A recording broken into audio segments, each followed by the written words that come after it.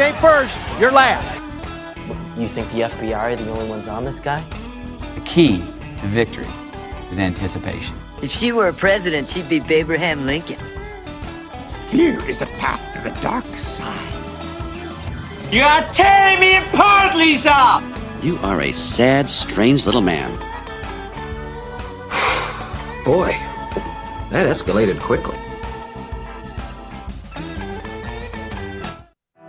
Time for Building Momentum, brought to you by Momentum Advocacy. If your organization, business, or corporation needs to understand the complex nature of our capital, you need to get a hold of Momentum Advocacy. Let's talk about what's going on in Minnesota today.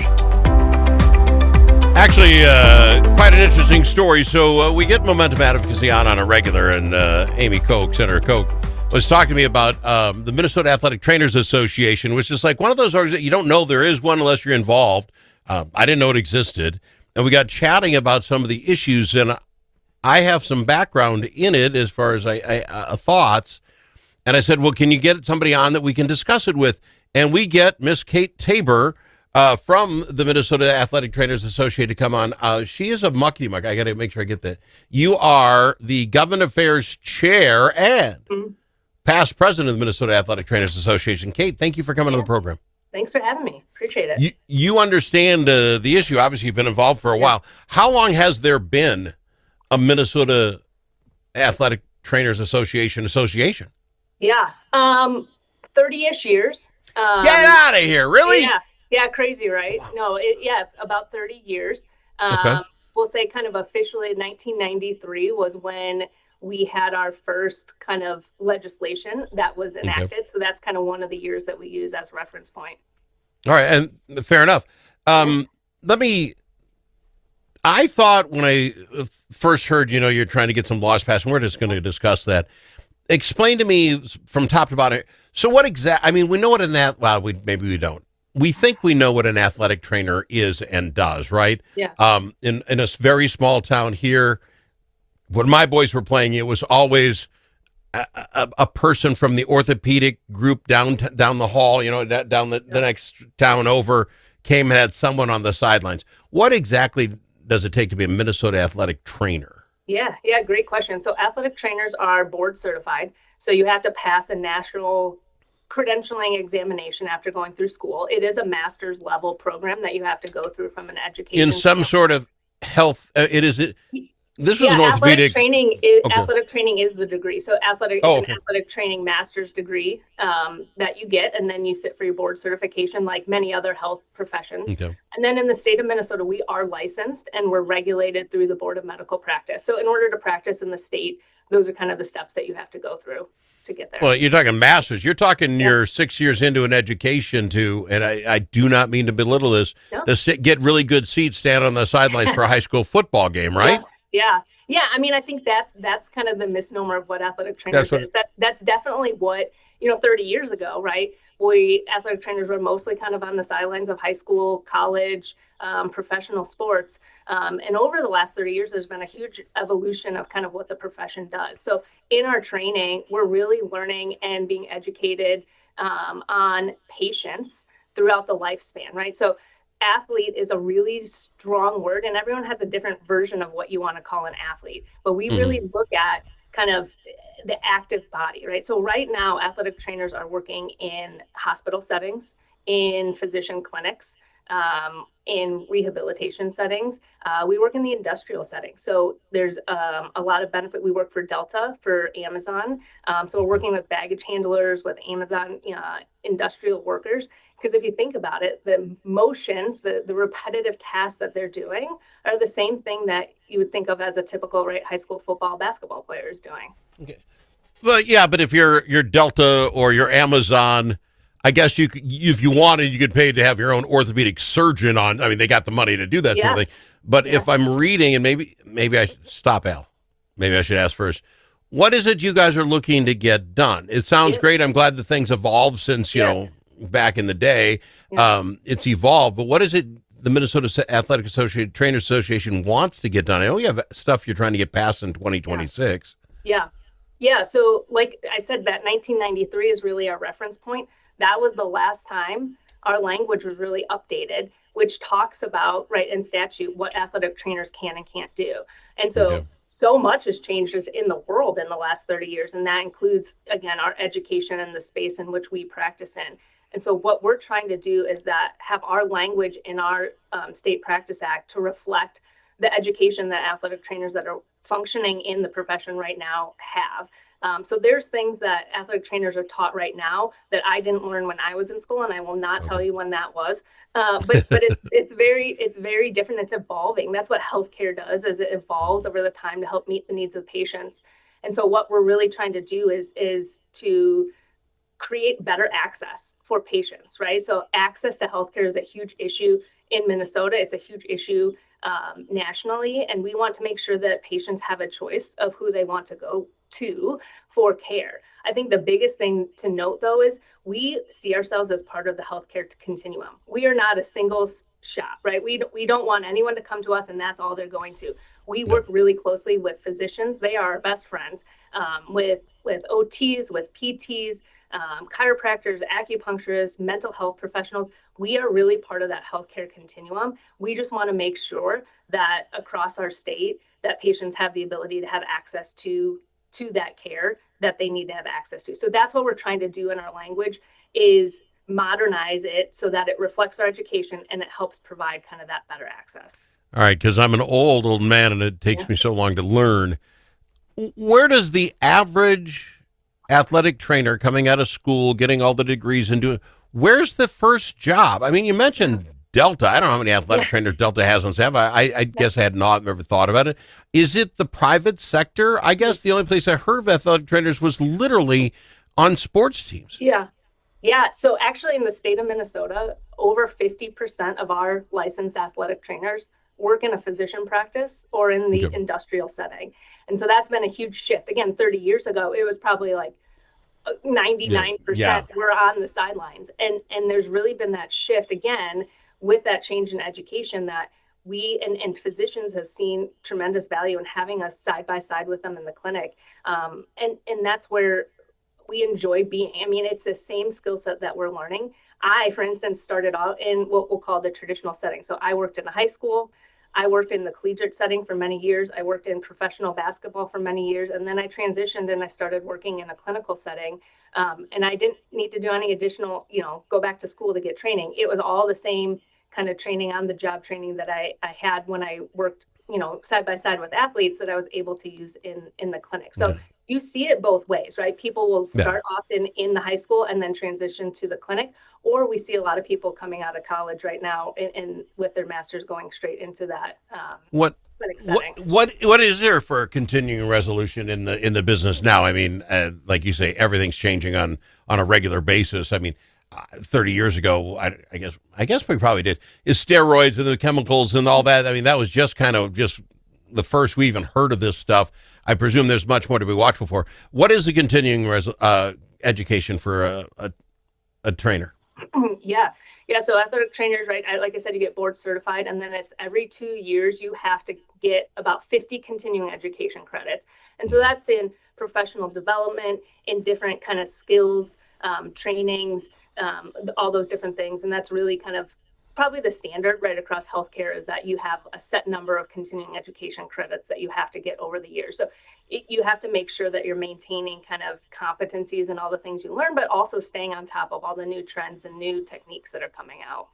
Well, let me ask you this trick question, because you're the government affairs person. So you just want to update the language. Yeah. I sit here, for the life of me, I can't think of why a Democrat or Republican would say, yeah, okay. I mean, what are we fighting on here? Yeah. Do you expect this just to fly through, or is there something in the change of language that will make somebody else?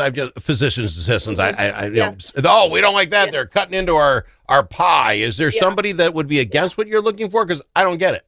Yeah, I mean, we don't get it either. But yes, the ideal state is that, we have a great lobbying team with the Momentum team, and they've been tremendously helpful in everything that we've done. We have great authors in Representative Hewitt and Senator Hoffman and Senator Kupek to kind of help us get kind of over the hump.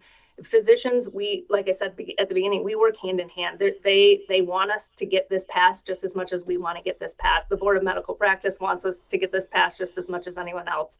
There's always that kind of turf battle that happens between professionals. Did I guess right? If there's another medical professional think you're moving in, is that the issue? I think it's the fear that we're trying to take over, right? And that's not what we're trying to do. We're trying to again provide like additional access for patients to have that choice in what we're doing. Yeah. All right, I've got to go to break if you're okay with Mrs. Tabor. And when we come back, I'd like to ask a couple things. All right, 51% go off and do other work.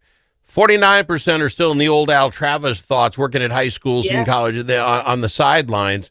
Let's talk about them, and then let's talk about why someone might want to actually join your organization. I presume 100% of Minnesota athletic trainers are not a part of your group. Let's talk to them about why. Can we do that after the break? You bet. Thank you. I love it. Thanks. She is Kate Tabor on the Al Travis Show. You need a friend at the Capitol who knows how to get things done. And you're in luck, because that's exactly who we are, your friends at the Capitol, and we deliver results. At Momentum Advocacy, we bring decades of experience in lobbying, public affairs, and crisis communications. From local nonprofits to national corporations, we help you move policy, manage your media, and make your voice heard. We're not just seasoned pros, we're essential partners. Momentum Advocacy, your friends at the Capitol. Learn more at momentum-advocacy.com.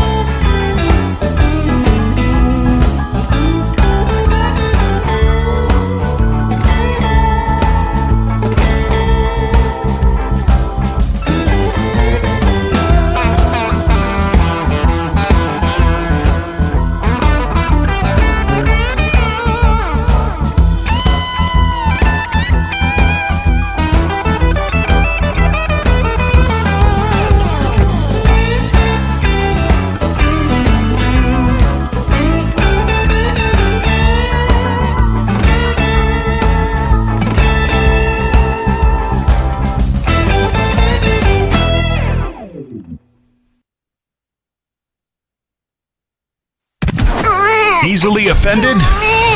The Al Travis Show is not for you. The Al Travis Show. All sides are welcome. We're lucky to have her. She is the Government Affairs Chair for the Minnesota Athletic Trainers Association. She is Kate Tabor. Here's what we went to the break, Kate.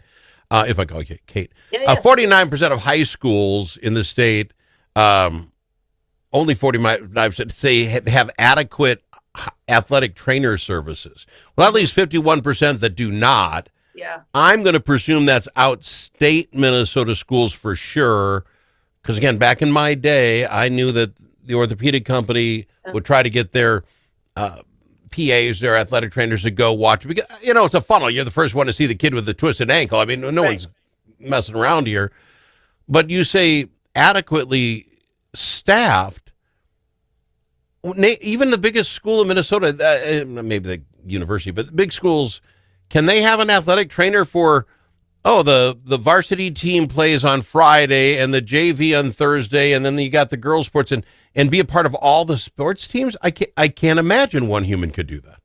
It's hard, right? And so I think that's a huge issue. And when we say 49% of high schools have adequate athletic training services, it's really saying they have any athletic training. Oh, okay. And so even, right, so some of our biggest, like the Minneapolis St. Paul public school system, right, it is a struggle. Yeah. And a lot of it comes down to budget, right? So the services that we provide, they're not free, right? We are professionals, right? We this is our living.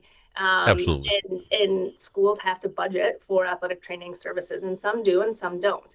And, we really are trying to make the push with different organizations of, you really need to have athletic trainers at your schools, right? We're integral in kind of the care and the preventative care for our student athletes, right? Like, we don't want to have to deal with the injuries. We want to help prevent those injuries from happening in the first place. But we also want to make sure that we're there in the event they happen to get the appropriate care to move forward, right? We think about kind of, broken bones and sprained ankles and those sorts of things.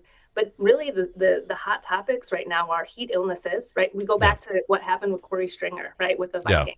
And people think that heat isn't an issue in Minnesota because we're in Minnesota, but it definitely is, right? Because our athletes are not used to when we do have heat issues, cardiac issues, right? We do have a lot of athletes and staffs and coaches, right, that have cardiac events. If you don't have an athletic trainer there, if you don't have an AED present, the chances of survival go way down. And so it's not just kind of the taping ankles and putting ice. It's a lot of kind of that preventative and life-saving efforts that we provide. I wasn't trying to discount it. I completely agree, but I think the idea that a school, I use Blue Earth, I'm in a real small town, that we'd ever have the ability to have a full-time staff member, because you'd have to, what's interesting to me is all the athletic trainers I've ever seen show up on game day, which is great. Yeah. But then there's the 5 days of practicing and the rest that no one is around doing that. And that, I can see how that's a full-time gig, but even one human can't do it because football practice is 5 days a week. Now, what are you doing over here with the volleyball? You know what I'm saying? And if you can get it, good for you, but I can't imagine a school district my size having to hire 3 or 4. You know what I'm saying? Talk about your uphill battle you're in, Tabor. Wow, you're a knight in shining armor here. That's huge. And I'm in a small school. Yeah.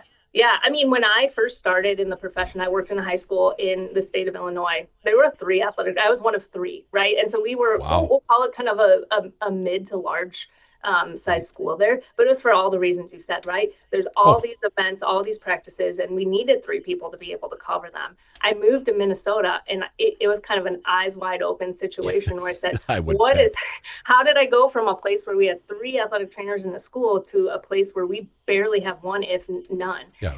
Some of it is the fact that what we talked about before, right?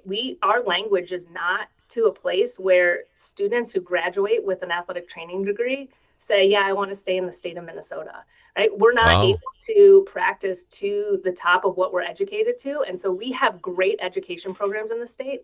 A lot of those students leave and go to other surrounding states because they have the ability to practice better. So there's a shortage, right? That's number 1 in the state. And then number 2 is just the budgetary constraints and really needing, the support of the state high school league and other associations to say, yes, athletic training in the schools is an integral part of what we're doing, right? We can afford to pay for refs, which are super important, right? And the scorekeepers and all those other roles, which we know are valuable and integral to doing high school sports. We should be able to pay for an athletic trainer who's there to help protect the health and safety of our athletes. All right, so let's go down this road. If I was going through the Medical Athletic Trainers Association training, the 6 years, give me the 30 seconds why you should join your organization, because you're fighting the fight, obviously. Yeah. We're here to help advocate for the profession of athletic training. So if you're frustrated with not being able to do something within our profession, that's what we're here for. We're here to help you. We also are our main focus is education and helping to support athletic trainers. So we put on a ton of continuing education, like we talked about before, to help make sure that all the athletic trainers in the state are staying on top of kind of current trends and best practices. And so that's something that we provide back to our membership. Are you somebody out here, we're outstate, 10 radio stations out here, you're listening to this program saying, I would like to help this. I would like to have athletic trainers around my kid as they're playing sports from, I don't know, whatever is 5th grade now, right on through high school. And then you get into college. Can I join the association? Can I support you somehow with cash because you got things to do? The actual website for folks, MN, Minnesota Athletic Trainers Association. So it's MNATA.com. Do you have room for the regular Joe, the Al Travises of the world? Yeah, we are a membership organization. That's how we function and survive. A majority of our membership is athletic trainers, right, that practice in the state. But we also have like affiliate supporters, so physicians, athletic directors, schools, other associations that help support. So we are more than happy to help. We want to help kind of schools. We want to help communities be able to find and hire and support athletic trainers. So if anyone has questions, we're here to help. Please go to the website, reach out. We're more than willing to talk. All right, and one last thing with the last, you have a legislative day up there. Everybody has one. I'm sure 16 other people will be there that day. But your legislative day at the Capitol, if somebody wanted to come and support, just nothing more than physically being there to talk to their legislators. When is that? And do you have it readily available? Tuesday, February 24th is our day at the Hill. All right. And you can register at mnata.com. Mr. Tabor, thank you very much for coming on the program. It's been an absolutely pleasure to meet you. I was stunned that there is this organization. Then you get digging in. You need an organization. You really do, and I'm glad you're there. Thank you for doing this program with us. All right. Appreciate it. Minnesota's Athletic Trainers Association, mnata.com. And that's another Building Momentum with Momentum Advocacy. Your friends at the Capitol. Join us every other week to discuss all things Minnesota with Building Momentum with Momentum Advocacy.